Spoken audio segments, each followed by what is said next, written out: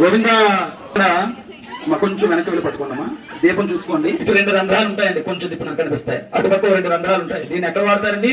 పొలంలో నాగలికి ఎద్దుల మీద బరువు పెట్టడానికి వాడతారు. అంటే అది దున్నుతున్నప్పుడు ఏమిటి నాగలు కడతారు దీనికి.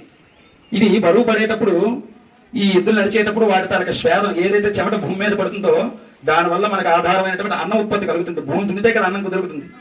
అయితే ఈ అన్న ఉత్పత్తి జరిగితేనే సమస్తమైన సృష్టిలో ఉండేటువంటి జీవరాశులన్నీ కూడా నడియాడుతాయి. మళ్ళా అంటే అన్న ఉత్పత్తిలో కలిగినటువంటి అన్ని కూడా గౌరీ స్వరూపం. అందుకే మీరు గోధుప్రాయం చెప్పి రోడ్లు రోకళ్ళు తిరగళ్ళు అన్ని తెస్తారు, చక్కగా స్టేజ్ కింద పరిచి దాన్ని దుప్పుడు పరిచిస్తారు. దేనికి తెస్తారో నాకు తెలియదు. అంటే మేము మరి తప్పక అక్షతలు వేస్తున్నాం. కానీ అవన్నీ చక్కదనటువంటి ఆరోగ్యం కలిగి అంతగమించినటువంటి ఆరోగ్యకరమైనటువంటి సంతానం కలిగి సమస్తమైన సృష్టిని రక్షించగల శక్తి వస్తుంది. అందుకే పిల్లలు ఈ పూజ వాడమంటారు. ఇవన్నీ కూడా కింద పెట్టి చాకల వాళ్ళు వచ్చి తీయమంటారు.